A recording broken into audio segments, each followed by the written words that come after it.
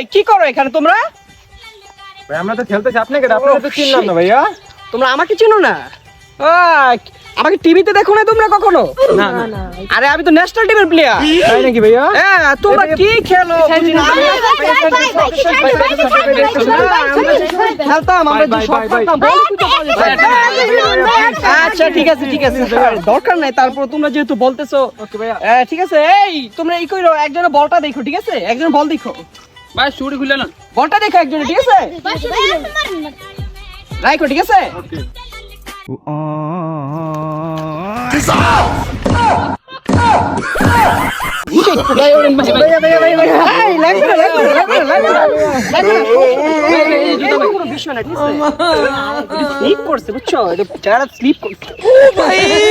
मारो मुझे मारो मारो मुझे मारो।